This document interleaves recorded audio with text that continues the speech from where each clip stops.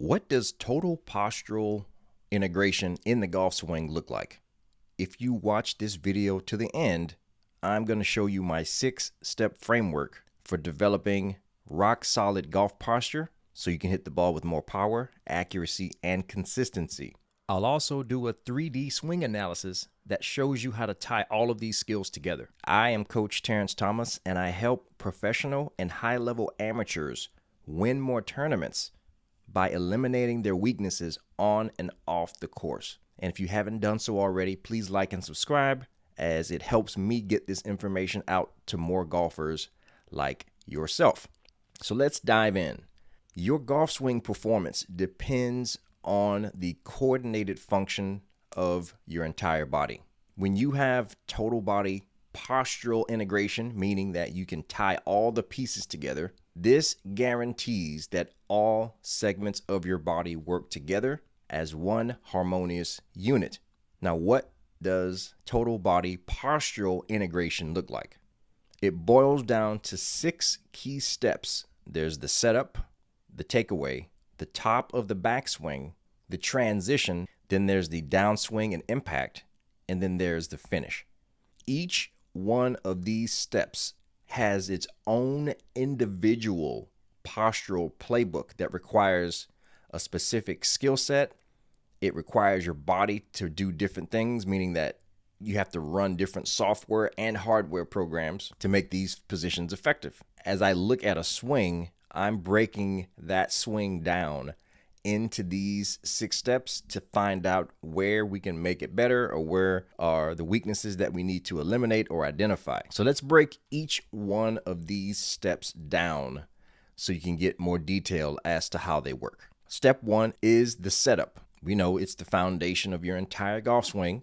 Like the old song says, ground control to Major Tom. It all starts here. A good golf swing begins with good posture.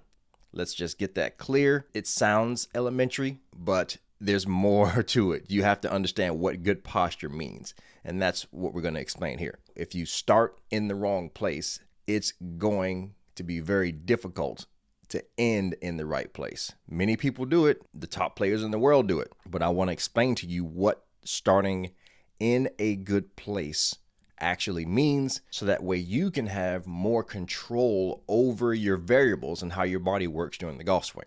When it comes to the setup, here are the 3 things that you need to understand. Here's the postural playbook: chin down, chest up, and butt out. Now, what these cues do is they align and prepare the 3 amigos of posture. The 3 amigos of posture are the head, the rib cage, and the pelvis. The link between these 3 amigos is your spine. If your resting posture is off, your setup posture will need additional work to compensate.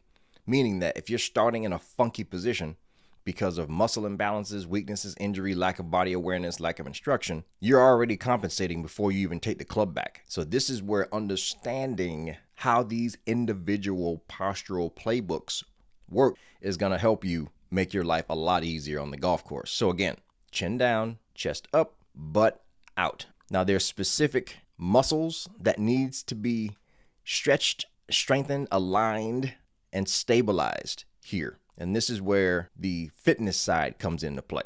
Now let's go to step 2. Step 2 is the takeaway. What I consider the takeaway is that point at address where the club comes just outside of your trail leg, or if you're a right-handed golfer, that will be your right leg or your right foot. Once the 3 amigos are aligned, this is your first dynamic postural challenge, meaning that you have to navigate ideal postural positioning while moving. This takes a totally different, what we call motor or learning or neurological program. So your brain runs 2 programs. It runs a program to hold posture when you're not moving, and then it runs a program to control your posture while you're actually moving. And it's important that you be skilled at both. This takeaway position involves an isolated trunk rotation, meaning that you're keeping your posture stable while you're initiating that movement. There's a lot of important data to be gathered by observing someone's takeaway position. So the postural playbook for the takeaway is maintain your posture while you're rotating your trunk. You're going to keep that club controlled from setup to the outside of the right foot, and then you're going to preserve your angle of attack. Now, the physical requirement that you're going to need to do is, one, you're going to need to limit your side to side sway. There's going to be a little bit, about a half a head length is what we're looking for in terms of how far you sway from side to side. But the physical skill is your isolated trunk rotation. At this point, your hips aren't going to move a lot from setup to takeaway. What's going to initiate that motion is a isolated trunk rotation at the shoulders, which means that you have to have enough stability in your lower back to anchor the hips, so that way the shoulders has a stable foundation to take that club back. That's a mobility issue. That's a coordination issue. That's a strength issue. If you're thinking about how the maximum golf performance pyramid works, remember, flexibility and posture is at the bottom of that pyramid, and that's why we say 80% of what controls the golf ball and your performance, it depends on flexibility, mobility, and stability, both when you're moving and not moving. And that's why posture is the key. It's literally 80% of your golf performance when it comes to the physical skill sets required. Let's go to step 3. So at the top of the backswing, this is when that lower body starts to play a bigger role. This is where that pelvic girdle, that pelvic glide comes into play. And this is what allows for you to get to the top of your backswing along with your trunk rotation. But the hips are going to allow the trunk to be able to do its thing. Otherwise, you're going to take it back with your arms, and it's going to be more compensation patterns from there. And you're going to start to mess around with your angles of attack and going over the top and XYZ. So the pelvic glides and hinge while the trunk rotates. So you need that glide and hinge at the hips. The hinge is when you address the ball, meaning you're bending forward. There's your hip hinge.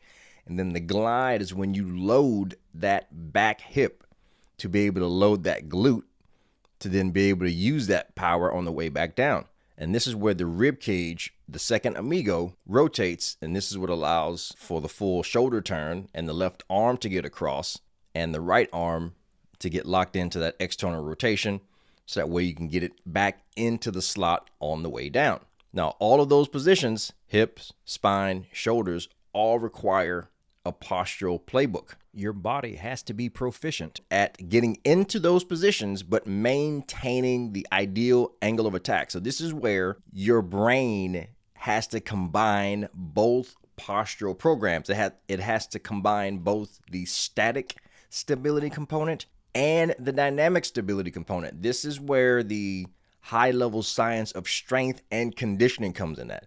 Listen, let me digress for a second. What I've been noticing in the modern golf fitness space is that a lot of the golf fitness people, and now it's bleeding over into the golf instructors, is that they're getting too cute with how they try to improve golfers' fitness. I'm seeing a lot of these herky-jerky movements that are going on with the hips to try to maximize ground force reactions and all of that. Here's the thing that will hold true. First thing that I was taught over 25 years ago as a golf performance specialist, and this is pre-TPI, this is before TPI. My training is much more advanced than that. But the first thing that I learned was, do not mess with anyone's golf swing. Because there's such a high motor learning component in the golf swing, you can't be messing around with their natural software. Otherwise, you're going to start playing whack-a-mole. So as a strength and conditioning specialist, my role is to improve how your body moves and functions so that way you can execute your natural golf swing, your innate software better. Anything swing-wise, you're going to do that with your golf teaching professional. My job is to stay in my lane. Don't mess with your swing. That's not my job. If you're a professional or a high-level amateur, far be it from me to start to mess with something that's already been working. That's another subject matter expert, and that is not me. I understand the golf swing. I understand what the body needs to do. My zone of genius is getting that software to work better for what you already have. I think a lot of golfers, amateur and pros, will serve themselves a lot better if they adopted this philosophy. But back to the scheduled program here. Let's talk about step 4, which is the transition. And this is where you get that power shift and yet another program. This is that bump position, that transition where your almost at the top of your backswing, your top of your full swing, and you start to transition back to the left. This is where that weight starts to shift toward that lead leg. And this is where this sets the stage for an efficient downswing. We're getting a high level of coordination here, a high coordination component. So here's the postural playbook for the transition or bump stage. Again, you're shifting that weight towards the left leg.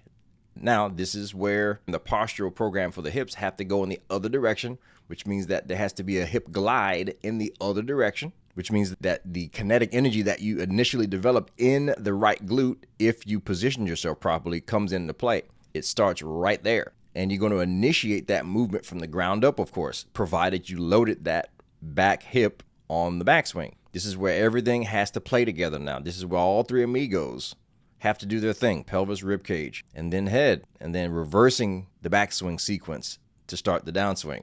And moving on to step 5, this is where getting it into the slot, downswing, impact. This is where your precision and this is where your power is expressed. This is where the foundation allows you to express the power that you already have. So at impact, all postural mechanics come together to deliver this speed and accuracy. This phase requires a high level of postural endurance to resist the torque and generate power. So now you're getting into the postural endurance phase, right? There's you being able to assume the posture properly, and then there is your ability to hold the posture. You can be able to get into the posture, but if you can't hold it, it's ineffective. This is where understanding what needs to be aligned, what needs to be stretched, what needs to be balanced to be able to do this automatically and committing it to muscle memory. This is the training aspect of golf fitness. I don't see how people have time to mess around with all these herky-jerky stuff when you have all of these other higher level priorities that needs to be addressed, but I digress again. Here on the downswing, we're maintaining that core engagement so we can execute but resist the torque that has to happen when you're executing this downswing. This is when a lack of stability can create these come to Jesus moments. This is where people end up throwing their backs out and getting injured here. So this is where stability is of the utmost importance.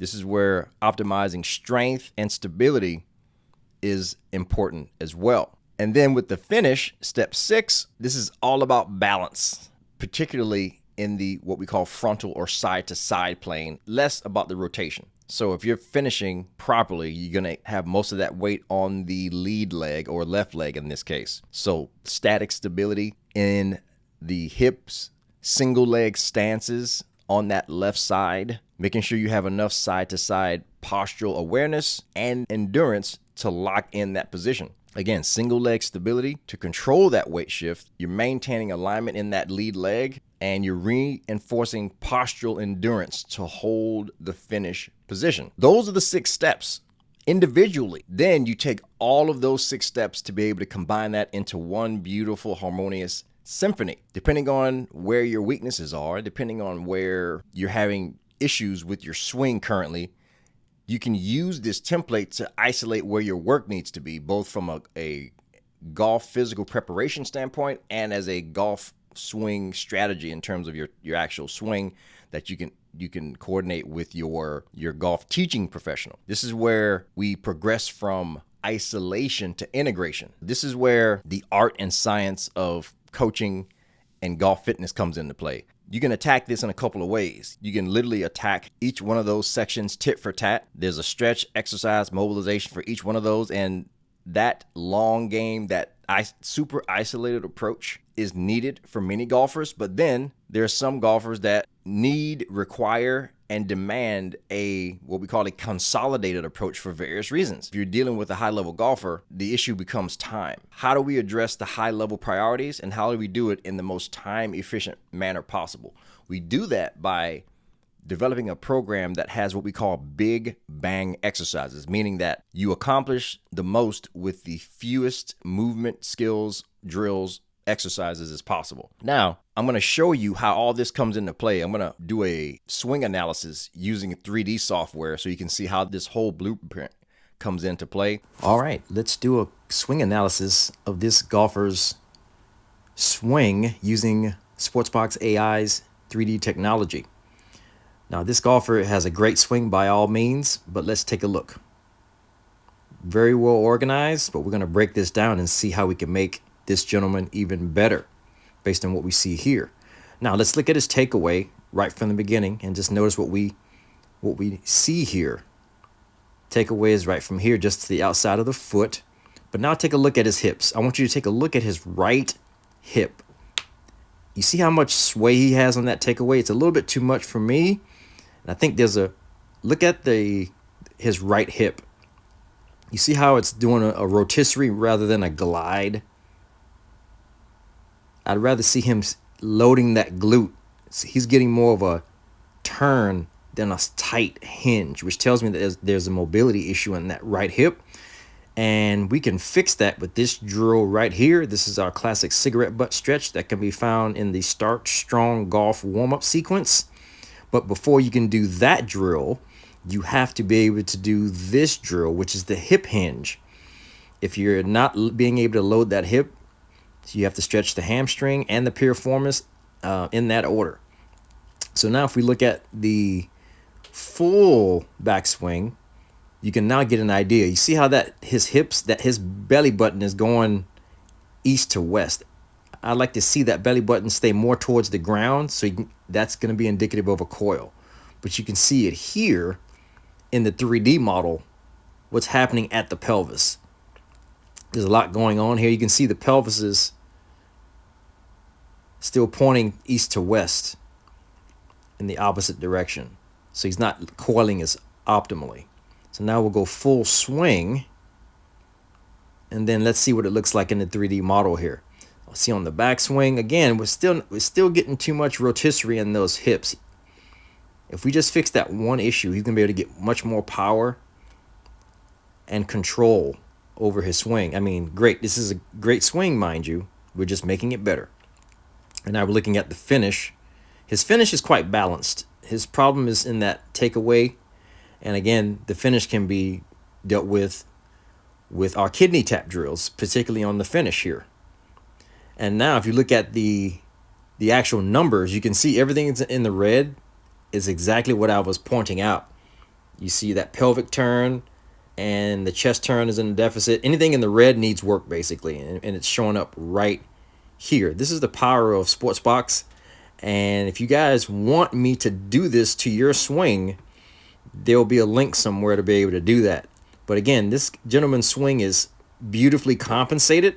Obviously, he's getting it around and the fundamentals are there. And with a few adjustments, we can get this gentleman significantly better. This is an amazing tool that I will be using from now on to analyze swings. If you want a customized golf performance program and a swing analysis, please see the link in the description. Okay, guys, so final thoughts. Postural control in golf isn't just about standing correctly. It's about moving efficiently through all three planes of motion. It's about being able to coordinate all three amigos. By mastering these postural elements at every phase of your swing, you develop a powerful, repeatable, and resilient golf swing that enhances both your performance and your longevity on the course. This is the goal of maximum golf performance. Again, if you haven't done so already, please like and subscribe, and we will see you in the next lesson.